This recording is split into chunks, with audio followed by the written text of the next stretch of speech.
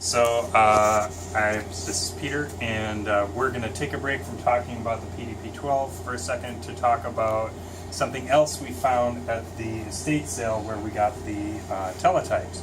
So I've wanted this particular item for about 20 years or so.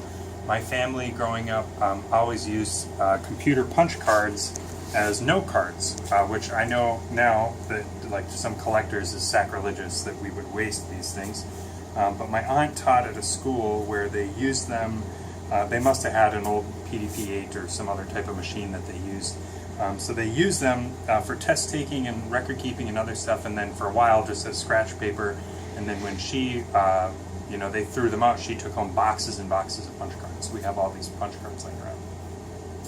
When I got into computers and I understood more about how punch cards work, I wished that I had my own punch so that I could, make. I thought it would be funny to send out Christmas cards, right? Like punched with a Christmas or holiday message on them. But you look on eBay and looking around, it's really hard to find single punches. You can find like the big IBM 26, but it's like the size of the desk. Okay,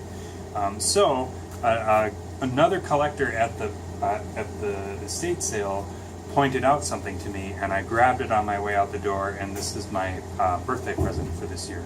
And so it is a punch, the Wright Line. I believe this is a 2629 model.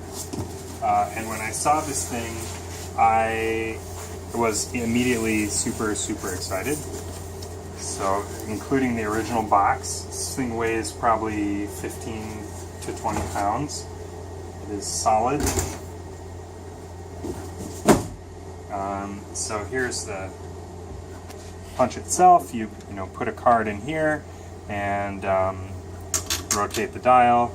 This is the column number, and this has some other cool features here. So if you open this little spring-loaded guy, you can flip open the top. And so you see, as you select, of course, the 8, is actually the one that's on the bottom of the spool right now. But you can see each one of these. Here's our little ratchet that keeps it in place, is selecting a punch. And you also might notice, if you look here, there's a wheel of type for printing. So as it prints, it's going to punch and also type the character on the side of the card.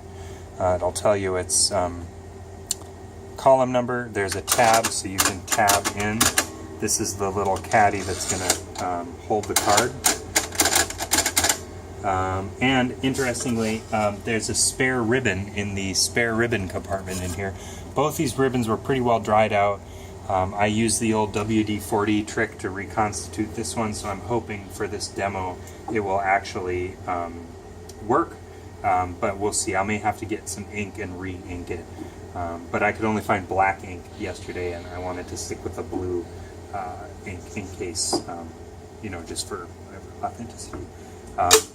There's also on the bottom the Chad compartment.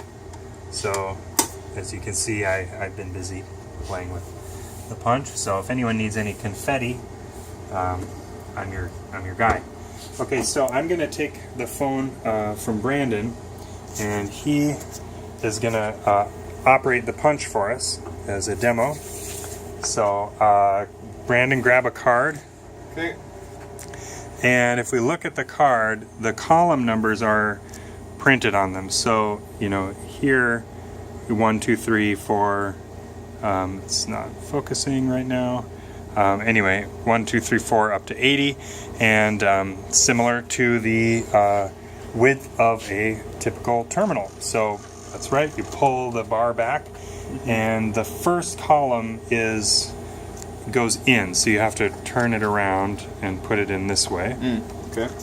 So you slide it in and then hook it under the little notch. Yep. Yep. Exactly.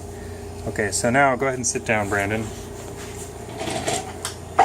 And now, Brandon, you get to decide what you're going to punch onto this. Now this one doesn't have you know, so there's like, I think about,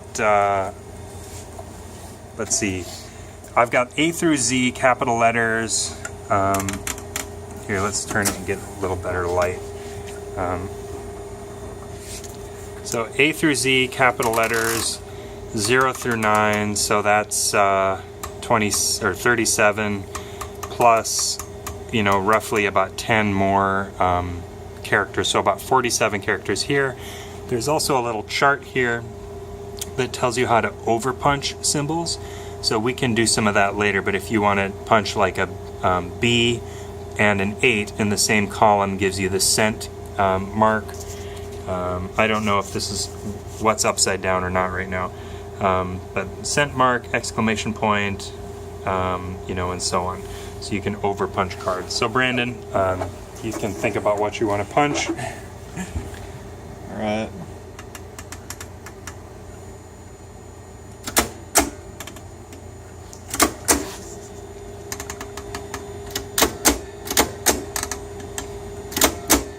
And then space goes to the next one. Yep. So yeah. So did I just S. do it? Yeah, you did. So you click S and it goes to the next one. Now, okay, it's not going, so what that means is it's a little off kilter, so, yeah, got it. There we go. Very appropriate choice for a message.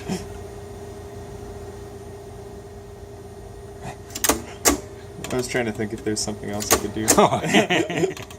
Just to trick you. Yeah.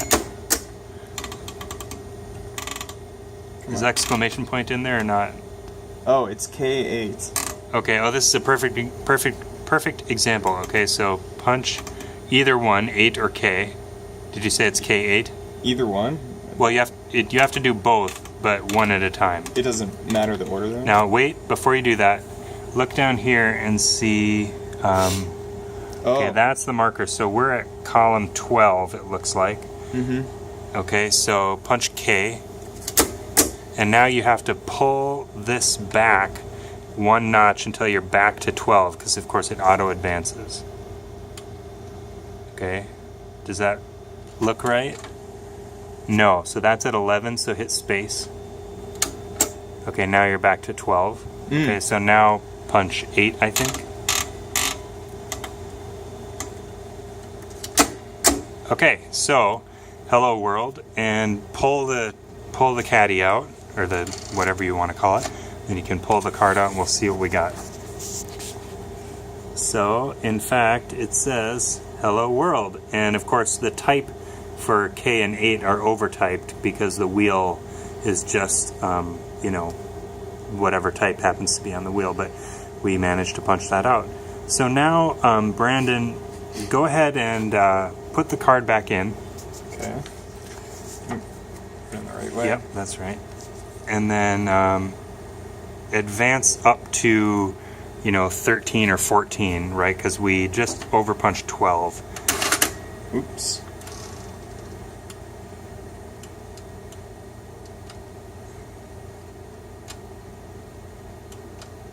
All right, 14. Okay, so now punch 0 through 9.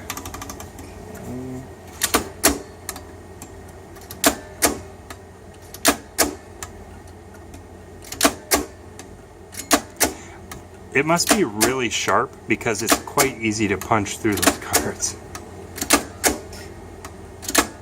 Okay, so now pull the card out. So now you can see it actually, so 0 through 9 actually punched out the 0, 1, 2, 3, 4, 5, 6, 7, 8, 9. Did it punch 8? Oh yeah, it did. It was just hidden. There's the white back here is making it not. So, yeah, so we punched that out. And so you could, by over punching, arbitrarily punch any, you know, bit string you wanted. You know, 8-bit or 9-bit, 10-bit actually, right? You could over punch a number of bits at once. So if you wanted to do like a binary ASCII card or something like that, you could punch them. But anyway, that is the Wright Line 2629 punch in action. The first thing I punched on it was the card congratulating Brandon for graduating. So we'll see what we end up punching in the future with this thing. But yeah, I'm pretty stoked, and it's in great shape, and it's got this beautiful kind of IBM 60s tank-like design that I think is pretty rad. So anyway, we can't really use it with the 12 because we don't have a card reader for the 12. Who knows if we'll ever have one, but I know personally I will be punching cards with this and giving them to random people. All right, thank you.